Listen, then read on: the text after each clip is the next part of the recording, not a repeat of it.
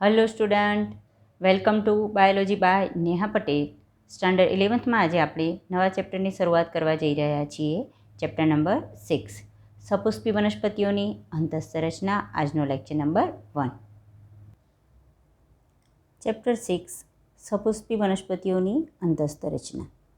આપણે એનું જે પ્રસ્તાવના છે એ પહેલાં સમજવા પ્રયત્ન કરીએ. તમારી ટેક્સ્ટબુકમાં પેજ નંબર 84. પહેલાં બધા સજીવો માટેની વાત કરે છે કે સજીવો એટલે કે વનસ્પતિઓ હોય કે પ્રાણીઓ, આ બધા સજીવો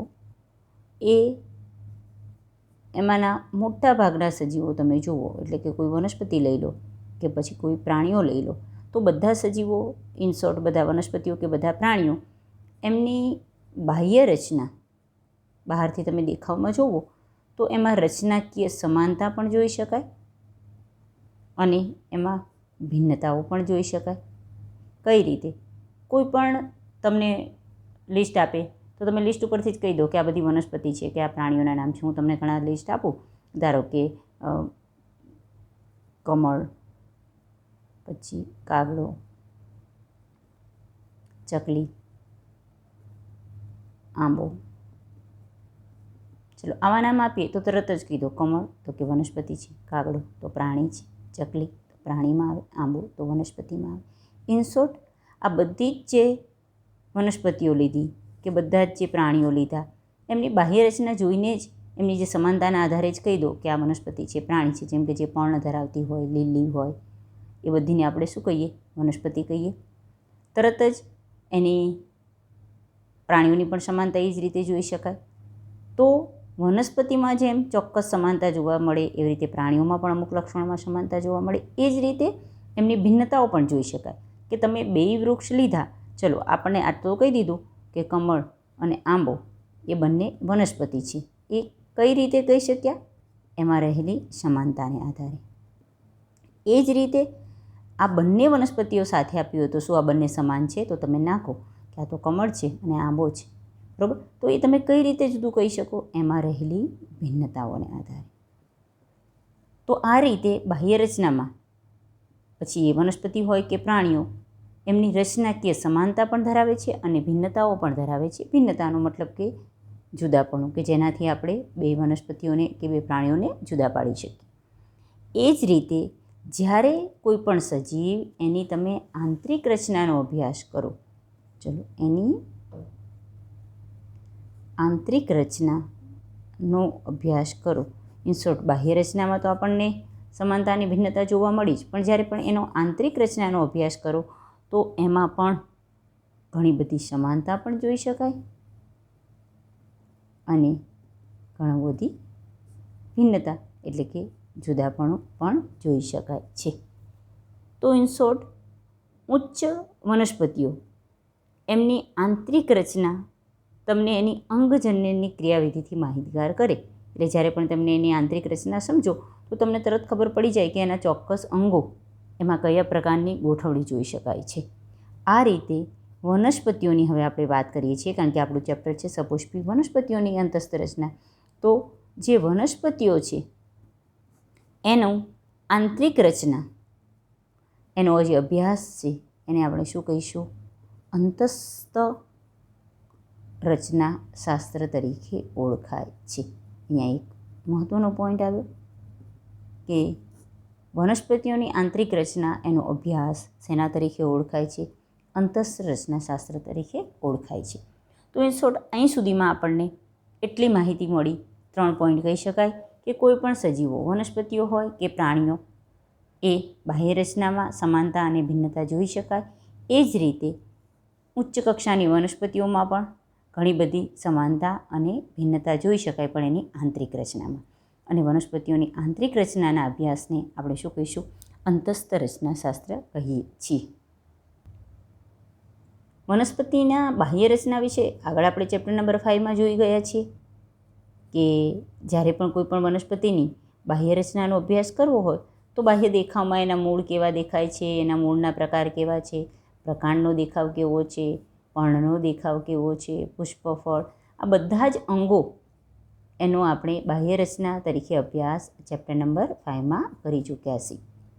હવે આપણે આ ચેપ્ટરમાં વનસ્પતિની આંતરિક રચનાનો અભ્યાસ કરવો છે.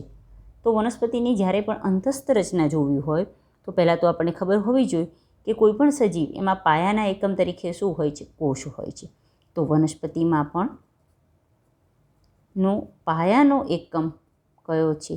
કોષ છે. વનસ્પતિ કોષ, બરાબર. કોષ છે એ ભેગા થઈ અને પેશી બનાવે છે. પેશી છે એ અંગોમાં આયોજિત થાય છે, બરાબર. અને જ્યારે પણ વનસ્પતિની વાત કરીએ તો આપણે વનસ્પતિના વિવિધ અંગો જેવા કે મૂળ, પ્રકાંડ અને પણ એની રચનામાં શું વૈવિધ્ય જોવા મળે એના વિશે આ ચેપ્ટરમાં અભ્યાસ કરવાનો છે. અને એમાં પણ જે દ્વિદળી વનસ્પતિ છે અને એકદળી વનસ્પતિ એની રચનામાં પણ ધારો કે વનસ્પતિના પોતાના અંગોમાં તો તફાવત છે જ. કોઈ પણ એક વનસ્પતિ લઈ લો તો એના મૂળ, પ્રકાંડ અને પર્ણમાં તો જુદાપણું જોઈ જ શકાય. સાથે સાથે દ્વિદળી વનસ્પતિ લઈ લો તો એનું મૂળ, એકદળી વનસ્પતિનું મૂળ એમાં પણ ભિન્નતા છે. એ જ રીતે દ્વિદળીનું પ્રકાંડ, એકદળીનું પ્રકાંડ એમાં પણ ભિન્નતા છે. દ્વિદળીનું પર્ણ, એકદળીનું પર્ણ એમાં પણ ભિન્નતા છે. તો આપણે આ જે ત્રણેય અંગો અને આ બંને પ્રકારની વનસ્પતિમાં કઈ રીતે ગોઠવણી ધરાવે છે એ જોઈએ ત્યારે આપણે ખબર પડે કે વનસ્પતિઓ આંતરિક રચનામાં કઈ રીતે જુદાપણું જોવા મળે છે.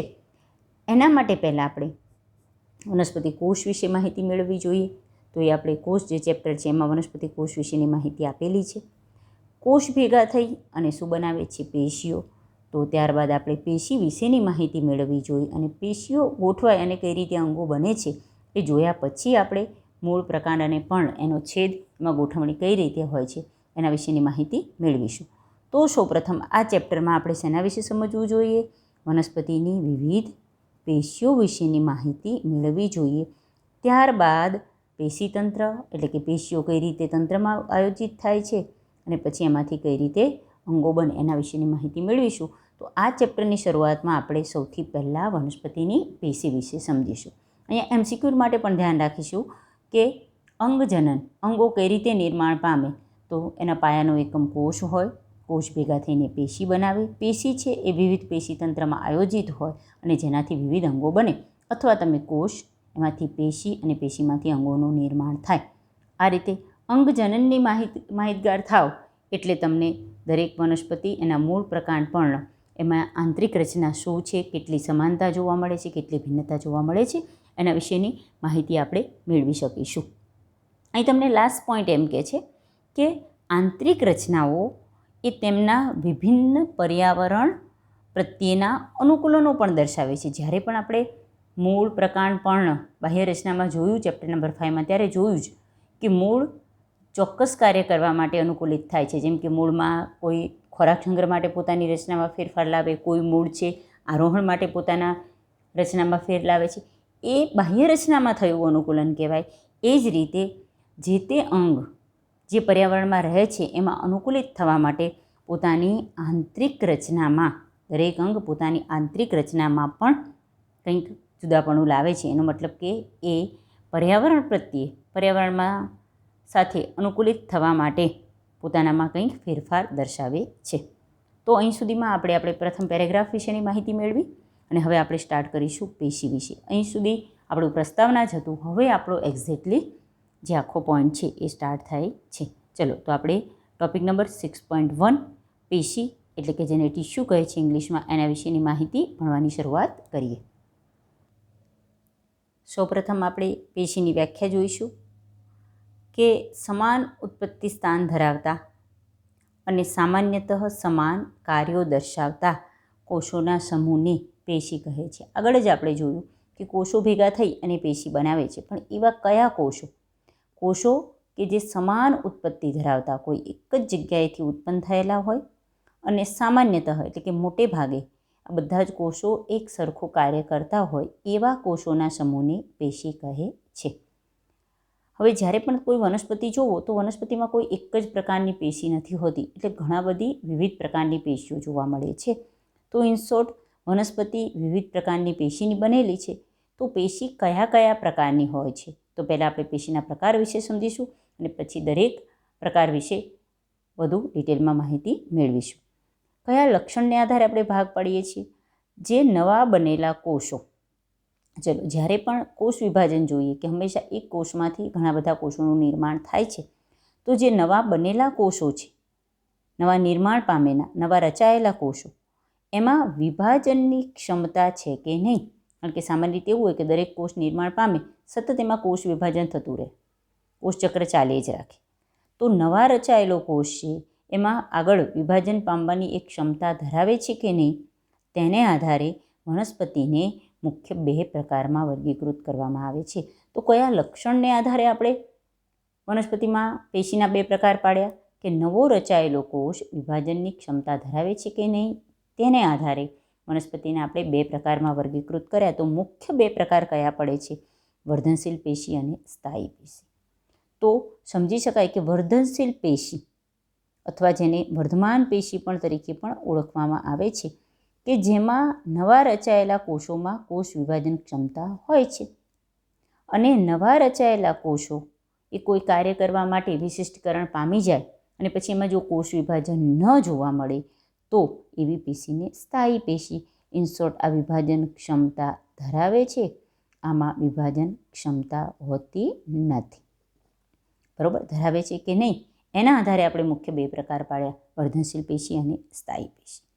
ચલો આપણે સૌપ્રથમ વર્ધનશીલ પેશી અને એના પ્રકારો વિશે જોવાનું છે, પછી સ્થાયી પેશી અને એના પ્રકારો વિશે જોવાનું છે.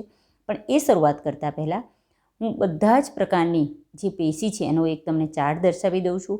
એ તમને ખૂબ જ ઉપયોગી થશે કે ચાર્ટને આધારે તમે આખા જ ચેપ્ટરમાં જે પણ પેશી છે એના પ્રકાર વિશે તરત જ માહિતી આપી શકશો. તો સૌપ્રથમ આપણે વનસ્પતિ પેશીઓ એનો પ્રકાર દર્શાવતો આ એક જે ચાર્ટ છે એ એકવાર સમજી લઈએ. બધાએ આ ચાર્ટ તમારી ટેક્સ્ટબુકમાં જે પણ ચેપ્ટર સ્ટાર્ટ થાય છે ત્યાં આગળ જગ્યા છે ત્યાં લખી નાખવાનો છે, અથવા તમારી નોટબુકમાં લખી નાખશો તો તમને આ બધા જ પેશીના પ્રકાર વિશે પહેલાં માહિતી મળવી જોઈએ. સૌપ્રથમ વનસ્પતિ પેશીઓ, આપણે પેશીની વ્યાખ્યા જોઈ ગયા છીએ. પેશીના કેટલા પ્રકાર મુખ્ય પડે? 2. ચલો કયા 2 પ્રકાર? તો વર્ધનશીલ પેશી કે જેનું બીજું નામ છે વર્ધમાન પેશી, અને બીજી પેશી છે સ્થાયી પેશી. શેના આધારે આ પ્રકાર પાડ્યા છે આપણે? કે કોઈ પણ પેશી એમાં નવા નિર્માણ પામેલા કોષો, એમાં જો વિભાજન ક્ષમતા હોય તો એને આપણે વર્ધનશીલ પેશી કહીશું, અને નવા નિર્માણ પામેલો કોષ વિશિષ્ટકરણ પામી જાય કોઈ કાર્ય કરવા માટે અને પછી પોતે વિભાજન ક્ષમતા ગુમાવી દે, આગળ વિભાજન ન પામે તો એને આપણે સ્થાયી પેશી કહીશું. વર્ધનશીલ પેશી એમાં તમને ટેક્સ્ટબુકમાં આ રીતે 3 આપેલી છે. પહેલાં અગ્રીય વર્ધનશીલ પેશી વિશે, પછી આંતરવિષ્ટ વર્ધનશીલ પેશી વિશે, પછી કહેલું છે કે આ 2 પેશી પ્રાથમિક વર્ધનશીલ પેશી છે, અને પછી 3જા નંબરની પેશી દ્વિતીય વર્ધનશીલ પેશીમાં તે માહિતી આપેલી છે. તો ટેક્સ્ટબુકમાં તમે જોશો તો વર્ધનશીલ પેશીમાં તમને આ રીતે 3 પ્રકાર જોવા મળશે, પણ આ પહેલી અને બીજી એ પ્રાથમિક વર્ધનશીલ પેશી છે એવું દર્શાવેલું છે. એટલે હું જરા વર્ધનશીલ પેશીના 2 પ્રકાર પાડું છું. પ્રાથમિક વર્ધનશીલ પેશી કેમ પ્રાથમિક કહેવાય છે? વનસ્પતિનો પ્રાથમિક દેહની રચના જ્યારે પણ થાય, એટલે કે બીજમાંથી જ્યારે પણ વનસ્પતિનું નિર્માણ થાય, હજુ વનસ્પતિ પુખ્ત ન થયું હોય ત્યારે જે પેશી જોવા મળે, ત્યારથી જ જે પેશીનું નિર્માણ થાય છે એ પેશીને પ્રાથમિક વર્ધનશીલ પેશી કહેવાય. અને વનસ્પતિમાં જ્યારે દ્વિતીય વૃદ્ધિ થતી હોય, વનસ્પતિ પહોળાઈમાં વધતી હોય ત્યારે જે પેશીનું નિર્માણ થાય છે એને દ્વિતીય વર્ધનશીલ પેશી કહેવાય. એટલે પ્રાથમિક વર્ધનશીલ પેશી બની ગયા બાદ આનું નિર્માણ થાય છે એટલે એને દ્વિતીય કહેવાય છે. સ્થાન પાર્શ્વ, બાજુમાં આવેલી છે એટલે કે વનસ્પતિના ઘેરાવામાં જોવા મળે છે એટલે એને પાર્શ્વ વર્ધનશીલ પેશી કહેવાય. નળાકાર સ્વરૂપે વધે છે એટલે એને નળાકાર વર્ધનશીલ પેશી કહેવાય. બરાબર છે. તો વર્ધનશીલ પેશીના 2 પ્રકાર પડ્યા, પ્રાથમિક વર્ધનશીલ પેશી અને દ્વિતીય વર્ધનશીલ પેશી. અહીંયા દ્વિતીય વર્ધનશીલ પેશીના 3 નામ પણ ખબર પડી ગયા. ચલો, જે પ્રાથમિક વર્ધનશીલ પેશીમાં પ્રથમ છે અગ્રીય વર્ધનશીલ પેશી. તો વનસ્પતિની ટોચમાં, મૂળની ટોચે અને પ્રવરોતંત્રની ટોચે જોવા મળતી જે પણ પેશી છે એટલે બંનેની ટોચ અગ્રભાગે જોવા મળતી હોવાથી તેને અગ્રીય વર્ધનશીલ પેશી કહેવાય. એ જ રીતે આંતરવિષ્ટ વર્ધનશીલ પેશી ક્યાં જોવા મળે છે? તો 2 સ્થાયી પેશીઓની વચ્ચે આંતરવિષ્ટ વર્ધનશીલ પેશી જોવા મળે છે. એના વિશે જ્યારે પણ જોઈશું. બરાબર. જે દ્વિતીય વર્ધનશીલ પેશી છે એના ઉદાહરણો તમને આપ્યા છે, પુલ્યવાહીયતા, આંતરપુલ્યયતા અને ત્વક્ષેતા. એના વિશે આપણે જ્યારે પણ દ્વિતીય વૃદ્ધિ કઈ રીતે થાય છે એ આ ચેપ્ટરમાં સમજીશું ત્યારે સમજીશું.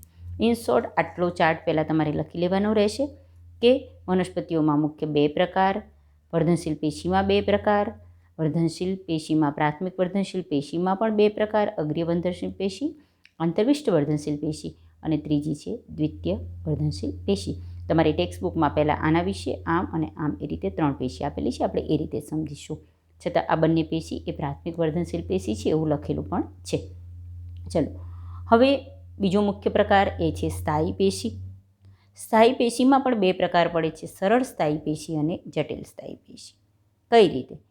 તો જ્યારે આ પેશીના કોષો એક જ પ્રકારના કોષોથી જો કોઈ પેશી બને તો એને સરળ સ્થાયી પેશી કહેવાય, પરંતુ જ્યારે પેશીની રચનામાં અલગ અલગ પ્રકારના કોષો ભેગા થાય પણ કાર્ય એક જ કરે તો એને જટિલ સ્થાયી પેશી કહેવાય.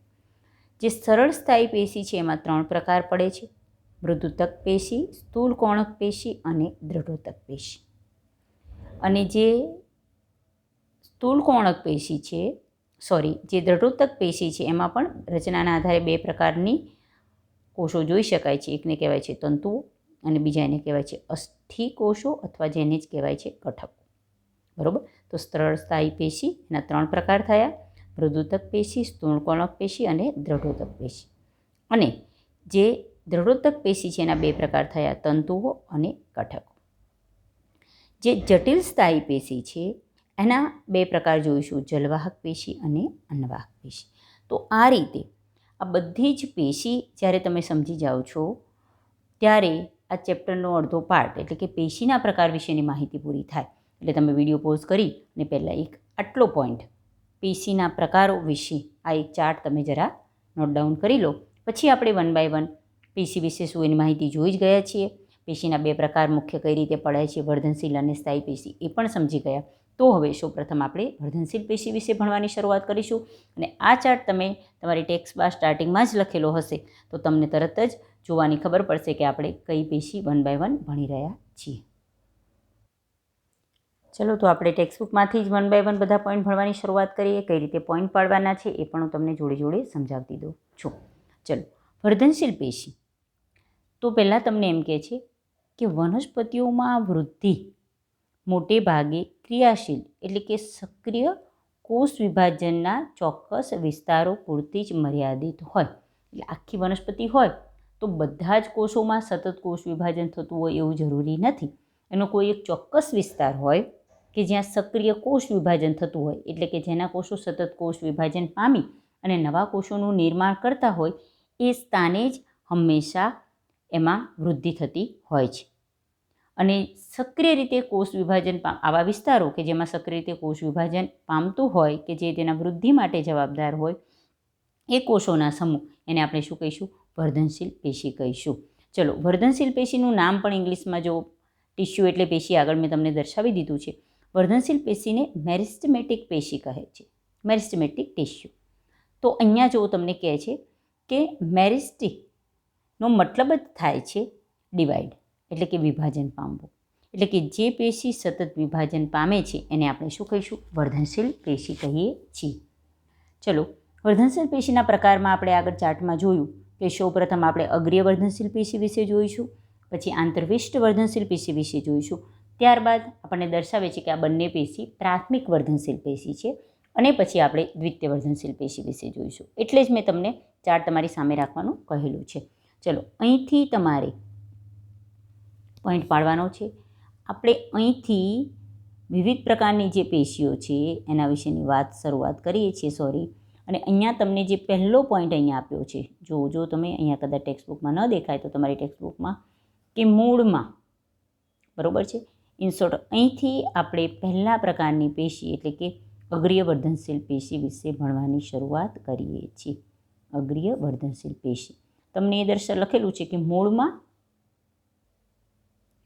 તેમજ પ્રરોના અગ્રસ્ત ભાગમાં રહેલી અને પ્રાથમિક પેશીનું નિર્માણ કરતી વર્ધનશીલ પેશીને શું કહેવાય? અગ્રીય વર્ધનશીલ પેશી કહે છે. તો અહીંયા અગ્રીય વર્ધનશીલ પેશીની 2 માહિતી એક તો તમારે આવી જાય છે. એક તો આ પ્રાથમિક પેશી છે, બીજું ક્યાં આવેલી છે કે મૂળ તથા પ્રરોતંત્ર એના કયા ભાગે આવેલી છે? અગ્રસ્ત ભાગે આવેલી છે. પહેલાં તમને મૂળની અગ્રવર્ધનશીલ પેશી વિશેની વાત કરે છે અને ત્યારબાદ તમને પ્રરોની અગ્રીય વર્ધનશીલ પેશી વિશે વાત કરે છે. જુઓ, જ્યારે પણ તમે કોઈ પણ વનસ્પતિ જોવો છો તો એની મૂળના અગ્રભાગે જે પેશી આવે છે, તો આપણે અહીંયા સાઈડમાં સમજતા જ રહીએ જોડે જોડે કે ધારો કે આ કોઈ વનસ્પતિ છે, આ એનું જમીનનું લેવલ છે, આપણે અહીંયા બીજ નાખીએ એટલે આપણને ખબર છે કે અહીંયા પ્રરોતંત્રનું નિર્માણ થાય. પહેલાં આપણે મૂળની વાત કરીએ તો અહીંયા મૂળનું નિર્માણ થાય, બરાબર છે. આ રીતે મૂળ આગળ વધે. આ જે મૂળની ટોચ છે પછી એના પર મૂળ ટોપ નામનો વિસ્તાર આવેલો છે અને આના વિશે આપણે ચેપ્ટર નંબર 5માં જોઈ જ ગયા છીએ કે મૂળના વિવિધ વિસ્તારો. તો જે મૂળ ટોપ છે પછી અહીંયા જે પાર્ટ આવે છે જેને આપણે કહીશું વર્ધનશીલ પ્રદેશ. તો અહીંયા મૂળના અગ્રભાગમાં અહીંયા આવેલા કોષ વિભાજન પામે ને આગળ આગળ વધતા જાય એટલે થાય શું? આ રીતે મૂળની વૃદ્ધિ થાય છે. તો મૂળની અગ્રીય વર્ધનશીલ પેશી કહીશું આને. ક્યાં આવેલી હોય? મૂળની ટોચે આવેલી હોય. ચલો, પ્રરોની અગ્રીય વર્ધનશીલ પેશી ક્યાં આવેલી હોય? તો એ માત્ર પ્રરોમાં ટોચે જ આવેલું એવું જરૂરી નથી. કેમ? જો આ પ્રરોની ટોચ હોય ત્યાં જ વર્ધનશીલ પેશી હોય તો શું થઈ રાખે? સતત આ પ્રરોતંત્ર આગળ વધે. ચલો, અહીં તો છે જ એનો મતલબ, પરંતુ સાથે સાથે આપણને ખબર છે કે જ્યારે પણ પ્રરોતંત્ર આગળ વધતું હોય છે તો એમાં વચ્ચે વચ્ચે અહીંયા પર્ણનું પણ નિર્માણ થતું હોય છે, નવી શાખાનું પણ નિર્માણ થતું હોય છે. તો અહીંયા નવા પાર્ટ બને છે તો ત્યાં પણ નવા કોષોની જરૂર પડતી જ હોય. તો અહીંયા તમને કહે છે કે પ્રરોની અગ્રીય વર્ધનશીલ પેશી એ આ જે પ્રકાંડ અક્ષ છે એના મોટા ભાગના પ્રદેશમાં આ રીતે અમુક અમુક અંતરે આવેલી હોય છે, બરાબર. અને પર્ણનું જ્યારે પણ એ નિર્માણ થતું હોય ત્યારે અને જ્યારે પ્રકાંડનું વિસ્તરણ થતું હોય એ દરમિયાન વિસ્તરણ થતું હોય એટલે તમને ખબર છે કે આ જ વનસ્પતિ જ્યારે શરૂઆતમાં ઉગી હશે તો આવી પાતળી હશે, બરાબર. ધીમે ધીમે એનું જાડાઈમાં આ રીતે વધારો થતો જાય. ધીમે ધીમે જો આ જાડું થતું જાય અને આ બન્યું તો આ થયું એનું આ જે ઘેરાવો છે એમાં વધારો થયો તો એનો ઘેરાવો વધે છે. તો તમને એમ કહે છે કે જ્યારે અહીંયા પર્ણનું નિર્માણ થતું હોય ચોક્કસ જગ્યાએ તેમજ આ પ્રકારનું વિસ્તરણ થતું હોય ત્યારે એવું થાય છે કે અમુક કોષો કે જે સતત આમ આગળ વધતા હોય એના બદલે અમુક કોષો અહીંયા આ રીતે પર્ણના કક્ષમાં ગોઠવાય છે. પર્ણનો કક્ષ શું એ પણ આપણે ચેપ્ટર નંબર 5માં સમજી ગયા છીએ, છતાં દર્શાવી દઉં કે પ્રકાંડ અને પર્ણનો જે ગાંઠના ભાગે ખૂણો બને એને આપણે કક્ષ કહીએ અને કક્ષમાં જે કોષોનો સમૂહ આવે આપણે એને કક્ષકલિકા કહીએ. તો અહીંયા કક્ષકલિકાનું નિર્માણ કઈ રીતે થાય છે એ દર્શાવી રહ્યા છે કે જ્યારે પર્ણનું નિર્માણ થતું હોય આ રીતે ત્યારે અને પ્રકાંડનું વિસ્તરણ થતું હોય તો આપણને ખબર છે કે સતત કોષ વિભાજન પામીને કોષો આમ જતા હોય પણ અમુક કોષો નીચેની તરફ અહીંયા કક્ષમાં ગોઠવાય છે, એને કક્ષકલિકા કહેવાય. હવે આ કોષો આ વર્ધનશીલ પેશીના જ હોવાથી એમાં વિભાજન ક્ષમતા હોય છે. તો આપણને ખબર છે કે આ કક્ષકલિકામાંથી શું થઈ શકે? ધારો કે અહીંયા બીજી કોઈ કક્ષકલિકા છે, અહીંયા કોઈ પર્ણ નિર્માણ પામ્યું હોય તો આ આગળ વધતું હોય, અહીંયા કોઈ બીજી કક્ષકલિકા હોય. ચલો, આ બે કક્ષકલિકા ધારો કે દર્શાવીએ છીએ તો કક્ષકલિકામાં શું થઈ શકે? આવી કક્ષકલિકા એક તો પર્ણના કક્ષમાં હાજર હોય, બીજું કે એ નવી શાખા એટલે એવું પણ બની શકે કે આમાંથી નવી શાખા બને કે પછી એમાંથી એવું પણ બને કે અહીંથી પુષ્પનું નિર્માણ થઈ શકે, બરાબર. એટલે કક્ષકલિકામાં વર્ધનશીલ કોષો હોવાથી એ નવું અંગ બનાવવા માટે કેપેબલ છે, એમાંથી નવા અંગો બની શકે, એનામાં ક્ષમતા છે નવા, કારણ કે કોષો વર્ધનશીલ કોષો જ છે. તો પછી અહીંયા આ કક્ષકલિકામાંથી ક્યાં નવી શાખા બની શકે અથવા પુષ્પનું પણ નિર્માણ થઈ શકે છે. તો અહીં સુધીનો પોઈન્ટ આપણે જે આ દર્શાવેલો છે એ આટલો પોઈન્ટ તમારે અગ્રીય વર્ધનશીલ પેશીમાં લખવાનો છે, બરાબર. ફરી એકવાર રિપીટ કરાવું છું કે મૂળમાં તેમજ પ્રરોના મૂળના અગ્રસ્ત ભાગમાં તેમજ પ્રરોમાં ભાગમાં રહેલી, પ્રરોના પણ અગ્રસ્ત ભાગમાં તો છે જ, તો મૂળના અગ્રસ્ત ભાગમાં અને પ્રરોના અગ્રસ્ત ભાગમાં રહેલી અને પ્રાથમિક પેશીનું નિર્માણ કરતી વર્ધનશીલ પેશીને આપણે શું કહીશું? અગ્રીય વર્ધનશીલ પેશી કહીશું. મૂળની અગ્રીય વર્ધનશીલ પેશી ક્યાં આવી હોય? તો મૂળની ટોચે આવેલી હોય છે. પ્રરોની અગ્રીય વર્ધનશીલ પેશી માત્ર પ્રરોની ટોચે જ નથી, બરાબર. પ્રરોના અગ્રભાગમાં તો છે જ, સાથે સાથે આ જે પ્રકાંડ અક્ષ છે એમાં અમુક અમુક અંતરે ગોઠવાયેલી હોય છે. એટલે જ તે દરેક જગ્યાએથી પર્ણ કે નવી શાખાનું નિર્માણ થઈ શકે.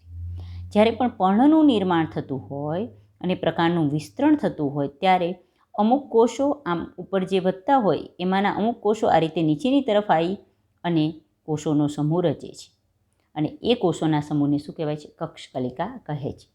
કક્ષકલિકા હંમેશા પર્ણના કક્ષમાં હાજર હોય છે અને આ કક્ષકલિકા શેના માટે જવાબદાર હોય?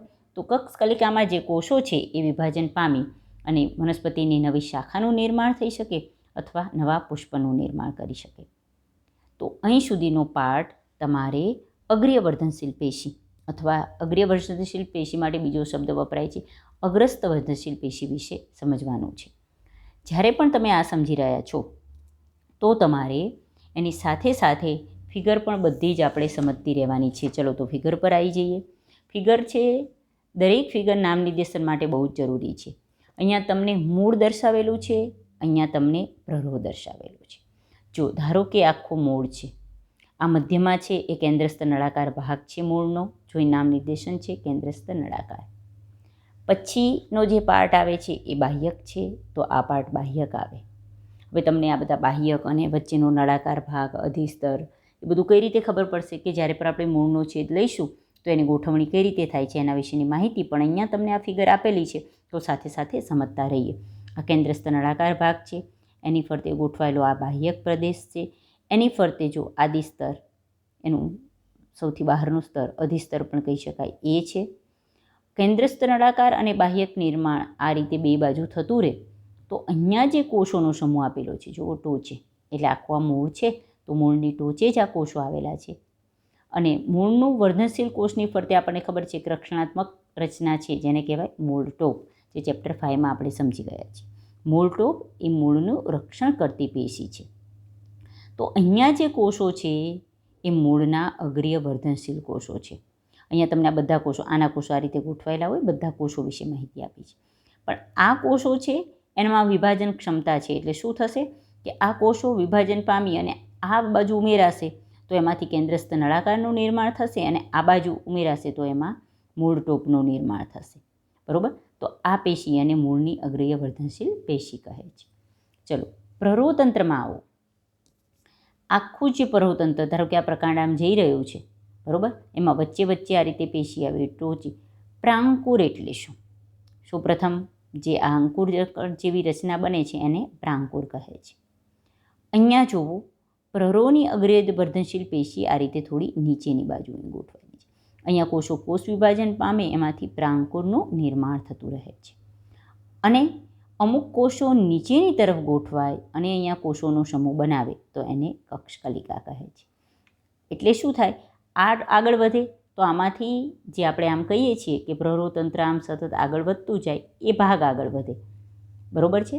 અને આ રીતે અહીંયા જે કોષોનો સમૂહ વચ્ચે ગોઠવાય, અહીંયા જો નીચે દર્શાવેલો છે શાખામાં, તો અહીંયા જે, અને અહીંયા પર્ણનું નિર્માણ થયેલું હોય ધારો કે, તો અહીંયા જે કોષોનો સમૂહ છે એને શું કહેવાય છે? કક્ષકલિકા. અને કક્ષકલિકામાંથી એવું થાય કે અહીં નવી શાખા પણ બની શકે અથવા પુષ્પ પણ ધારણ કરી શકે. અને અહીંયા વિભેદિત વાહક પેશી છે. નામક નિર્દેશન માટે યાદ રાખીશું, વાહક પેશી, જલવાહક કે અંડવાહક પેશી જે પ્રકાંડમાં આવેલી હોય છે એના વિશેની તમને અહીંયા માહિતી આપેલી છે. તો પહેલાં બંને ફિગર પણ આપણે નામ નિર્દેશન માટે થઈને યાદ રાખીશું. તો ઇન શોર્ટ આપણે એક પ્રકારની વર્ધનશીલ પેશી, અગ્રીય વર્ધનશીલ પેશીની માહિતી અહીંયા આપણે પૂરી કરી. હવે બીજા પ્રકારની જે વર્ધનશીલ પેશી છે જેને કહેવાય છે આંતરવિષ્ટ વર્ધનશીલ પેશી. તો અહીંથી તમારે બીજા પ્રકારની પેશી વિશે શરૂઆત થાય છે. હું પહેલાં ટેક્સ્ટ બુકમાં જ સમજાવું છું, પછી કોઈ બુકમાં તમને પોઈન્ટ કઈ રીતે લખવા એ કદાચ દર્શાવી શકો, પણ ટેક્સ્ટ બુક બેટર છે કે તમે ટેક્સ્ટ બુક લો, કારણ કે કોઈ બુક કોઈની પાસે હોય કે ન હોય, કોઈ રેફરન્સ બુક કદાચ તમારી પાસે હોય કે ન હોય, પરંતુ તમે તમારી નોટ્સ જાતે બનાવી શકો એટલા માટે હું તમને ટેક્સ્ટ બુકના જ પોઈન્ટ આ રીતે સમજાવી રહી છું. તો અહીંથી જુઓ, પેશીનો ચાર્ટ કાઢો બધા પોતાનો. એમાં અહીંયા આપણે લખીશું બીજા પ્રકારની પેશી, આંતરવિષ્ટ વર્ધનશીલ પેશી વિશે વાત કરીએ. ચલો, બે પરિપક્વ કે સ્થાયી પેશીની વચ્ચે આવેલી હોય, કોઈ પણ બે પેશીની વચ્ચે આવેલી હોય તો એને આપણે આંતરવિષ્ટ વર્ધનશીલ પેશી કહીએ. આ પેશી કોની વચ્ચે આવેલી છે? બે પરિપક્વ એટલે કે બે સ્થાયી પેશીની વચ્ચે આવેલી છે, એટલે એને આપણે કહીશું આંતરવિષ્ટ વર્ધનશીલ પેશી. હવે તમને એના માટે પહેલાં તમને કહું કે ધારો કે કોઈ વનસ્પતિ છે, ચલો અહીંયા આપણે સાઈડમાં સમજતા રહીએ. કોઈ મોટું વૃક્ષ છે, લીમડાનું વૃક્ષ છે, આપણને ખબર છે, અથવા કોઈ નાનું બીજું પણ વૃક્ષ છે. અહીંયા ઘણા બધા પર્ણો થયેલા છે. શું થાય કે જે તૃણાહારી પ્રાણીઓ છે એ આ ભાગ ધારો કે ખાઈ જાય. ક્યાંક તમે જોયું હોય તો જે શાકાહારી પ્રાણીઓ છે જે ચરવા નીકળે તો અમુક ભાગ ખાઈ જાય. ખાસ જે બકરી ને બધા જે ભાગ પ્રાણીઓ ચરવા આવે છે તો ઘાસ તો નીચેનું ખાઈ જ જાય. ચલો તો અહીંયા નીચે નીચે આવું ઘાસ થયેલું હોય, એ ઉપરથી આ ઘાસ ખાઈ જાય તો ફરી પાછું ત્યાં નવું ઘાસ ઉગે છે. અહીંયા કોઈ ધારો કે વનસ્પતિના પાંદડા થોડા ખાઈ ગયા હોય તો પાછા નવા ઉગે છે. એ નવા ઉગે છે એનો મતલબ કે ત્યાં કોઈ કોષો હાજર છે કે જેમાં વર્ધમાન ક્ષમતા છે. તો જો તમને કહે છે કે આ પેશીઓ ઘાસમાં જોવા મળે અને શાકાહારી એટલે કે જે ચરતા પ્રાણીઓ છે એના દ્વારા ખવાઈને દૂર થઈ ગયેલો જે વનસ્પતિનો ભાગ છે અને ત્યાં જે નવો નિર્માણ પામતો ભાગ આવેલો હોય ત્યાં આ પેશી રહેલી હોય. સમજાયું? ઘાસમાં રહેલું છે. શાકાહારી પ્રાણીઓ દ્વારા ધારો કે આટલો ભાગ શાકાહારી પ્રાણીઓ દ્વારા ખવાઈને દૂર થઈ ગયો છે, પછી તમે જોજો કે ત્યાં તરત જ કોમળ નવા નવા પર્ણ ઉગવાનું પાછું ચાલુ થાય. તો શાકાહારી પ્રાણીઓ દ્વારા ખવાઈને દૂર થઈ ગયેલા વનસ્પતિના ભાગોની જગ્યાએ પુનઃનિર્માણ પામતા ભાગોમાં આ પેશી આવેલી છે. કઈ? આંતરવિષ્ટ વર્ધનશીલ પેશી. બે પેશી વિશે અહીંયા વાત કરીએ, બરાબર? તો અહીંયા આટલું આંતરવિષ્ટ વર્ધનશીલ પેશી માટે પૂરું થાય છે. અહીંથી આપણે આંતરવિષ્ટ વર્ધનશીલ પેશીનું સ્ટાર્ટ કરેલું, અહીંયા આંતરવિષ્ટ વર્ધનશીલ પેશી માટે પૂરું થાય છે. આગળ જ દર્શાવેલું કે આ બંને પેશી, ચલો જો તમને કહે છે અગ્રીય વર્ધનશીલ પેશી એટલે કે પહેલી જોઈએ અને બીજી આંતરવિષ્ટ વર્ધનશીલ પેશી, આ બંનેને શું કહેવાય છે? પ્રાથમિક વર્ધનશીલ પેશી કહેવાય છે. એટલે જ જ્યારે મેં ચાર્ટ દોરાયો ત્યારે વર્ધનશીલ પેશીમાં પહેલાં પ્રાથમિક વર્ધનશીલ પેશી અને એમાં કયા બે પ્રકારની હોય, અગ્રીય અને આંતરવિષ્ટ, એમ સમજાવ્યું. તમે એ રીતે પણ લખી શકો, ટેક્સ્ટબુક પ્રમાણે પણ જઈ શકો. પહેલાં અગ્રીય વર્ધનશીલ પેશી વિશે લખીશું, પછી બીજો નંબર કરીને આંતરવિષ્ટ વર્ધનશીલ પેશી વિશે લખીશું, પછી એરો કરીને લખીશું કે આ બંને પેશીને શું કહેવાય છે? પ્રાથમિક વર્ધનશીલ પેશી. કેમ પ્રાથમિક વર્ધનશીલ પેશી કહેવાય? કારણ કે તેવા વનસ્પતિની જીવનની શરૂઆતમાં દેખાય અને વનસ્પતિનો પ્રાથમિક દેહ તૈયાર કરે. ચલો, વનસ્પતિનો પ્રાથમિક દેહ કઈ રીતે? આપણે બીજ વાવ્યું જમીનમાં, આપણને ખબર છે કે એમાંથી આ રીતે ફણગો ફૂટે, મૂળનું નિર્માણ થાય, આ રીતે પર્ણનું નિર્માણ થાય. ધીમે ધીમે આ વનસ્પતિ આગળ વધે અને એમાંથી આ રીતે એનું આખું મૂળતંત્ર સર્જાય, પ્રરોહતંત્ર અને પર્ણ. તો અહીંયા વનસ્પતિનો પ્રાથમિક દેહ તૈયાર થઈ ગયો, મૂળ આવી ગયું, પ્રકાંડ આવી ગયું, પર્ણ આવી ગયું. તો અહીંયા જે પેશી આવતી હોય એ અગ્રીય વર્ધનશીલ પેશી હોય, અહીંયા અગ્રીય વર્ધનશીલ પેશી હોય અને આંતરવિષ્ટ વર્ધનશીલ પેશી પણ એમાં હાજર હોય. એટલે આ ધારો કે ખવાઈ જાય, તૂટી જાય તો પાછું એ નિર્માણ પામે છે. એટલે ત્યાં આંતરવિષ્ટ વર્ધનશીલ પેશી પણ હાજર છે. તો વનસ્પતિના જીવનની શરૂઆત જ થઈ છે આ. તો વનસ્પતિના જીવનની શરૂઆતમાં દેખાય અને પ્રાથમિક વનસ્પતિ દેહના નિર્માણમાં ભાગ લે એટલે આ પેશીને આપણે શું કહીશું? પ્રાથમિક વર્ધનશીલ પેશી કહેવાય છે. એટલે આ બંને કઈ? અગ્રીય અને આંતરવિષ્ટ. એક આગળ જોઈ, આ બે અહીંયા જોઈ, આ બંને પેશીને પ્રાથમિક વર્ધનશીલ પેશી કહે છે. ચલો, હવે આપણે પાર્શ્વ વર્ધનશીલ પેશી, ત્રીજા પ્રકારની પેશી અથવા જે મુખ્ય બે પ્રકાર પાડ્યા છે એમાં દ્વિતીય વર્ધનશીલ પેશી. ઘણી વનસ્પતિઓમાં મૂળ અને પ્રકાંડના પરિપક્વ ભાગોમાં આવેલી, ચલો આ કયા ભાગમાં આવેલી છે? પ્રાથમિક વનસ્પતિ દેહમાં આવેલી છે. આ પરિપક્વ નથી થયો પણ પરિપક્વ ભાગ પુખ્ત થઈ ગયો હોય ભાગ, એમાં જે પેશી આવેલી હોય અને ચોક્કસ કાષ્ઠીય અક્ષો ઉત્પન્ન કરે. હવે આ જ રીતે આગળ આપણે જોયેલું કે આ વનસ્પતિ છે જો કોમળ છે, આ રીતે વધતી જાય, એનો ઘેરાવો વધતો જાય. એટલે ધીમે ધીમે ધારો કે આ તમે જોતા જાઓ તો આનું આ રીતે થડ મોટું થતું જાય, ધીમે ધીમે આ રીતે કાષ્ઠ તત્વવાળું જાડું બનતું જાય. બાકીના બધા ભાગો તો વિકાસ પામે જ, મૂળતંત્ર પણ વિકાસ પામે, પણ આપણે અત્યારે માત્ર આની વાત કરીએ છીએ. તો આ પ્રકાંડ એકદમ આનું અક્ષ કુમળું હતું, ચલો લીમડા જેવું કે વડ જેવું એવું મજબૂત વૃક્ષ હોય તો પણ એના જીવનની શરૂઆત જુઓ તો આનું પ્રકાંડ આવું કોમળ જ હોય. ધીમે ધીમે એનો ઘેરાવો વધતો જાય અને કાષ્ઠ લાકડા જેવું તત્વ મજબૂત અક્ષ બનતું જાય. તો એ બનવા માટે જે પેશી જવાબદાર છે, બરાબર? તો જો કાષ્ઠીય અક્ષ ઉત્પન્ન કરે છે અને પ્રાથમિક વર્ધનશીલ પેશીના નિર્માણ પછી દેખાય. કારણ કે અહીંયા દેહ બનતો હતો ત્યારે પહેલાં પ્રાથમિક વર્ધનશીલ પેશી બની ગઈ, તરત જ જાડી અને કાષ્ટ જેવું નથી બનતું, પહેલાં કોમળ જ હોય પ્રકાંડ. ધીમે ધીમે એમાં કાષ્ટ તત્વો ઉમેરાય, ધીમે ધીમે એનો ઘેરાવો વધે. લંબાઈ તો વધતી રહેશે જ, પણ સાથે સાથે ઘેરાવો પણ પછી વધવાનું ચાલુ થશે. પણ પહેલાં તો કઈ બની? પ્રાથમિક વર્ધનશીલ પેશી આવી, પછી એ દેખાય એટલે આપણે એને દ્વિતીય વર્ધનશીલ પેશી કહીશું. બાજુમાં ઘેરાવામાં વધારે છે, પેલી તો જો ટોચ ઉપર આવેલી, અહીંયા ઘેરાવો વધારે આમ, એટલે એને પાર્શ્વ એટલે કે બાજુમાં આવેલી હોવાથી એને પાર્શ્વ વર્ધનશીલ પેશી. તો પ્રાથમિક વર્ધનશીલ પેશીના નિર્માણ પછી દેખાય છે, તેથી તેને શું કહેવાય છે? દ્વિતીય અથવા પાર્શ્વ એટલે કે બાજુમાં આવેલી છે એટલે એને પાર્શ્વ કહેવાય. તેને નળાકાર વર્ધનશીલ પેશી પણ કહેવાય. કેમ? ઘેરાવામાં વધારે, પણ આખો અક્ષ જોવો તો આમ વધે તો આખા નળાકાર સ્વરૂપે જ, સમજાય? આમ ઘેરાવો વધતો જાય, પણ તમે જુઓ તો આખો આમ નળાકાર જ વધતો હોય ને ઘેરાવો, એટલે એને શું કહેવાય? નળાકાર વર્ધનશીલ પેશી કહે છે. તો અહીંયા આપણે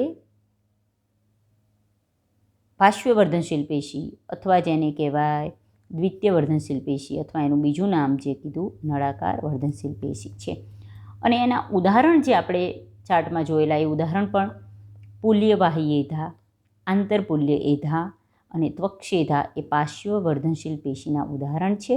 અને એ વનસ્પતિમાં દ્વિતીયક પેશીના નિર્માણ માટે જવાબદાર છે. હવે દ્વિતીયક પેશી શું એ આપણે જ્યારે પણ આ ચેપ્ટરમાં દ્વિતીય વૃદ્ધિ વિશે સમજીશું ત્યારે સમજાય છે. એટલે અત્યાર પૂરતું જરા સ્ટડી રાખો. અને જ્યાં પણ એધા શબ્દ આવે છે, વર્ધનશીલ પેશીનો જ પ્રકાર છે, એનો મતલબ કે એધાના કોષો એમાં કોષ વિભાજન ક્ષમતા હોય, બરાબર છે. તો અહીંયા આપણે આપણો જે ચાર્ટ છે એમાંથી જે વર્ધનશીલ પેશી એના વિશેની માહિતી પૂરી કરી છે. તમે ખાસ ટેક્સ્ટબુકમાં ધ્યાન રાખશો, વર્ધનશીલ પેશી વિશે અહીં સુધી આપેલું છે. અહીંનો જે પોઈન્ટ સ્ટાર્ટ થાય છે ત્યાં તમારે સ્થાયી પેશી હેડિંગ આપી દેવાનું છે. તમારે પાછળ સ્થાયી પેશી વિશે હેડિંગ આપે છે, પણ અહીંથી પોઈન્ટ સ્થાયી પેશીનો સ્ટાર્ટ થાય છે. એટલે અહીંયા લાઈન કરી નાખશો. આટલું બધું વર્ધનશીલ પેશીમાં છે, બરાબર. હવે તમારે ધારો કે આ જ પોઈન્ટ લખવો છે તો કઈ રીતે લખી શકો? તો તમે આ રીતે પોઈન્ટ પાડી શકો છો. સૌથી પહેલાં તમે આ રીતે દર્શાવી શકો કે અંતસ્થ રચના એટલે શું, એના અભ્યાસનું મહત્ત્વ સમજાવો. તેમાં તમારી પ્રસ્તાવનાવાળા બધા પોઈન્ટ છે.